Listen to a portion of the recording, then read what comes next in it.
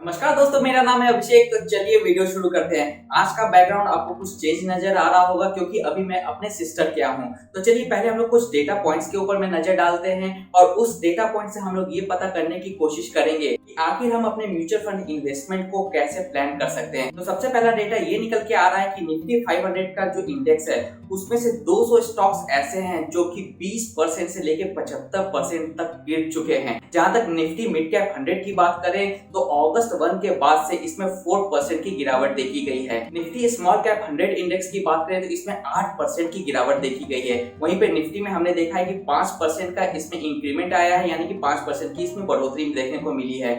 वहीं पे Nifty IT index में 11.3% का बढ़ोतरी देखने को मिला है, जिससे साफ पता चल रहा है क्या कि जितने भी आईटी स्टॉक्स है वो निफ्टी में एक तेजी लाने के लिए और उसको सपोर्ट देने का बहुत अच्छा काम कर रहे हैं। और जहां तक निफ्टी 200 की बात करें तो निफ्टी 200 में टॉप 10 स्टॉक्स जो हैं वही परफॉर्मेंस ज्यादा दे रहे हैं और उसी के कारण निफ्टी में काफी अच्छा बूम देखने को मिल रहा है। और ये जो टॉप 10 स्टॉक्स है इनका जो परफॉर्मेंस है वो बाकी 190 स्टॉक से भी ज्यादा हो रहा है। तो बेसिकली इन डेटा पॉइंट से हमें क्या समझ आ रहा है? तो इन डेटा पॉइंट से हमें ये समझ आ रहा है क्या कि जो निफ्टी का इंडेक्स है जिसमें मोस्टली लार्ज कैप है उसमें अभी ज्यादा गिरावट देखने को नहीं मिली है, और जो मिड कैप और स्मॉल कैप के जो इंडेक्स है उसमें काफी ज्यादा गिरावट देखने को मिली है। यानी कि मिड कैप और स्मॉल कैप के जो स्टॉक्स है उसमें अभी से ही गिरावट होनी शुरू हो चुकी है और आगे भी इसमें हम लोग एक्सपेक्ट कर सकते हैं कि गिरावट हो। तो अब मुद्दा ये बनता है क्या कि इस डेटा से हम लोग म्यूचुअल फंड का अपना इन्वेस्टमेंट का एनालिसिस कैसे करेंगे या अपना प्लानिंग कैसे करेंगे। सबसे पहले हम लोग शुरुआत करते हैं लार्ज कैप म्यूचुअल फंड से। तो जैसा कि मैंने आपको पहले ही बताया कि निफ्टी इंडेक्स में अभी ज्यादा गिरावट देखने को नहीं मिल रही है, और ये जो भी सपोर्ट निफ्टी 50 को अभी मिल रहा है वो टॉप 10 स्टॉक्स के कारण मिल रहा है, क्योंकि जो टॉप 10 स्टॉक्स है हमारे निफ्टी 50 में वो बाकी के 40 स्टॉक्स को आउट परफॉर्म कर रहे हैं। इसलिए आपके म्यूचुअल फंड में अगर ये टॉप 10 स्टॉक्स का वेटेज अच्छा खासा है तो आपका म्यूचुअल फंड के एनएवी में अभी आप गिरावट नहीं देख सकते हैं। और वैसे भी मैंने जब रिसर्च किया तो मैंने देखा कि most of the large cap mutual funds में अभी ज्यादा गिरावट देखने को नहीं मिली है। और इसका एग्जांपल मैं अपने दो फेवरेट ब्लू चिप से करूंगा, एक है एक्सिस ब्लू चिप और दूसरा है कैनरा ब्लू चिप। तो एक्सिस ब्लू चिप का आप रिसेंटली एनएवी देख सकते हैं वो 48.95 पे है जब तक ये वीडियो रिकॉर्ड हो रहा है, और ये ऑलमोस्ट अपने हाईएस्ट लेवल पे चल रहा है। तो एक्सिस ब्लू चिप में अभी आपको कोई भी लमसम करने की बिल्कुल जरूरत नहीं है। उसी तरीके से कैनरा ब्लू चिप में आप देख सकते हैं कि ये 43.58 पे अभी ट्रेड कर रहा है इसकी एनएवी, और ये भी अभी अपने पीक के आसपास ही चल रहा है। इसलिए कैनरा रोबेको ब्लू चिप में भी अभी आपको लमसम करने की कोई जरूरत नहीं है। अगर आपके पास में दूसरा भी लार्ज कैप का कोई म्यूचुअल फंड है तो उसमें भी अभी लमसम करने की बिल्कुल जरूरत नहीं है, क्योंकि अभी लार्ज कैप के जो स्टॉक्स है उसमें अभी कोई भी अच्छी खासी गिरावट देखने को नहीं मिली है। जहां तक एक्सिस ब्लू चिप में हम लोग लमसम की बात करें तो आपका सबसे पहला टारगेट होना चाहिए 46.5 के आसपास में। अगर 46.5 के आसपास में इसकी एनएवी जाती है तो आपको अपने टोटल इन्वेस्टमेंट का जो आपने लमसम के लिए रखा है उसका 25 to 30% का इन्वेस्टमेंट आपको कर देना चाहिए, क्योंकि ये काफी अच्छा सपोर्ट लेवल है एक्सिस ब्लू चिप का। और इसकी एनएवी अगर 44 तक जाती है तो आपको अपना नेक्स्ट 30 to 40% का इन्वेस्टमेंट इसमें कर देना चाहिए। अगर कैनरा रोबेको ब्लू चिप की बात है तो 41.5 पे अगर इसकी एनएवी जाती है गिर करके फ्यूचर में जब भी कोई डिप आता है तब आप इसमें अपना पहला 25 to 30% का इन्वेस्टमेंट करें, और अगर इसकी एनएवी फ्यूचर में जाके 38.5 के आसपास में जाके लुढ़क जाती है तब आप इसमें अपना रेस्ट 30 to 40% का इन्वेस्टमेंट कर सकते हैं। वैसे फिलहाल अभी कोई भी ब्लू चिप में कोई भी लमसम करने का सजेशन नहीं है। और जहां तक एसआईपी की बात है तो आप अपने एसआईपी को बिना रोक टोक के कंटिन्यू करें। अगर आपको अपना नया एसआईपी भी ओपन करवाना है तो आप अपना नया एसआईपी बिना कोई हिचक के ओपन करवाएं, क्योंकि दोस्तों मैं हमेशा यही बात कहता हूं कि एसआईपी एक एवरग्रीन ऑप्शन है।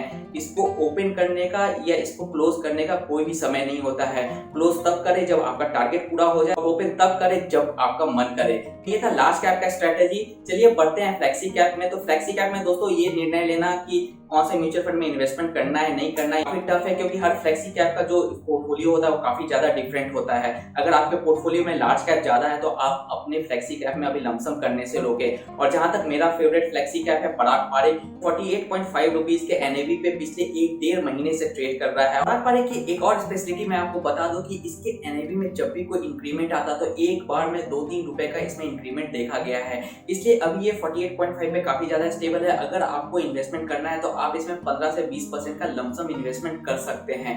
और अगर ये 45-46 के रेंज में आपको मिल रहा है तो उस समय में आप 25 to 30% का इसमें इन्वेस्टमेंट कर सकते हैं। इसी तरीके से अगर आपके पास में कोई और फ्लेक्सी कैप है और उसमें लार्ज कैप का एक्सपोजर पोर्टफोलियो में काफी ज्यादा है तो आप उसमें अभी लमसम बिल्कुल ना करें और अपने नेक्स्ट मार्केट में जब डीप आए उसका वेट करें। तो या लार्ज कैप का और फ्लेक्सी कैप का अब बढ़ते हैं जहां पे हमें इन्वेस्टमेंट करना है और जहां पे हमें ज्यादा ध्यान देना है, वो है मिड कैप और स्मॉल कैप। तो जैसा कि मैंने आपको पहले ही बताया कि मिड कैप इंडेक्स में 4% की और स्मॉल कैप इंडेक्स में 8% की गिरावट ऑलरेडी देखी जा चुकी है। तो इसी तरीके से आपके जो मिड कैप के फंड्स होंगे और स्मॉल कैप के फंड्स होंगे उसमें भी कुछ 1-2% की गिरावट देखी गई होगी अगर अच्छे मिड कैप्स हैं। और आपके एवरेज टाइप के मिड कैप फंड्स हैं तो उसमें ऑलरेडी 3 से 4% की गिरावट देखी गई होगी।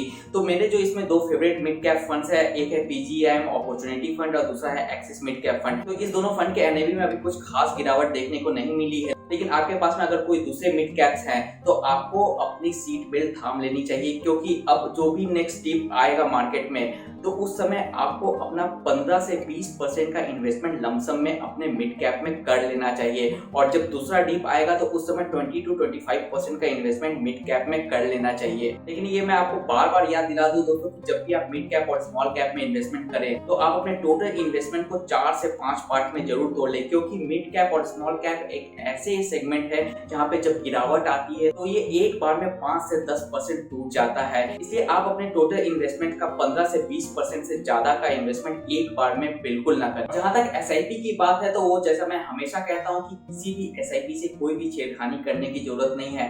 और अगर आप मिड कैप में एसआईपी ओपन करना चाहते हैं तो अभी गोल्डन अपॉर्चुनिटी है। प्लीज आप अपने एसआईपी को प्लान कर ले और ओपन करने का जितना जल्दी हो सके आप कोशिश करें। तो बढ़ते हैं अब स्मॉल कैप की ओर। तो जैसा मैंने आपको बार बार कहा है कि स्मॉल कैप में 8% की ऑलरेडी गिरावट देखी गई है और इसमें मेरा जो दो फेवरेट स्मॉल कैप है एक्सिस स्मॉल कैप और एसबीआई स्मॉल कैप, इस दोनों में भी अच्छी खासी गिरावट देखने को मिली है।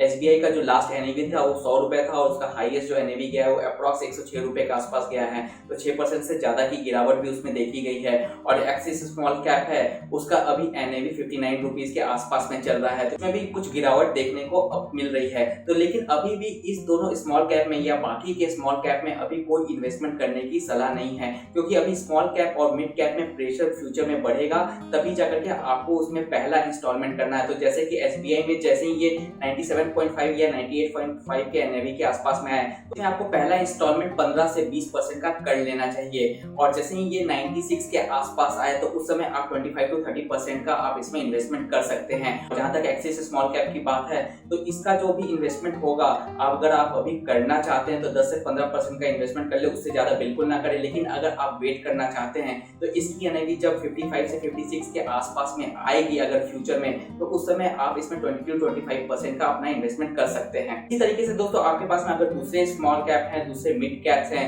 तो उसके एनएवी में जो भी परसेंटेज गिरावट आई है रिसेंटली उसके हिसाब से आप अपना फ्यूचर का इन्वेस्टमेंट डिसीजन ले सकते हैं। और मैं आपको बार बार एक बात याद दिला दूं कि अगर आपकी एसआईपी कहीं भी चल रही है प्लीज उसे कंटिन्यू करें, क्योंकि ये गोल्डन मोमेंट है। अगर मार्केट गिरता है तो कम एनएवी पे आपको ज्यादा यूनिट्स मिलेंगे, इसलिए अभी एसआईपी स्टॉप करने का कोई मतलब नहीं बनता है। और अगर आपको नया एसआईपी खुलवाना है तो सेक्टोरल और थीमेटिक फंड्स को छोड़ करके आप किसी भी कैटेगरी में आंख बंद करके एसआईपी ओपन कर ले। तो आशा करता हूं दोस्तों आज का वीडियो आपको पसंद आया होगा। इसी तरीके के एजुकेशनल और इंफॉर्मेशनल वीडियोस के लिए हमारी टीम के साथ जुड़े रहें। तब तक के लिए दोस्तों खुश रहें, स्वस्थ रहें एंड कीप इन्वेस्टिंग।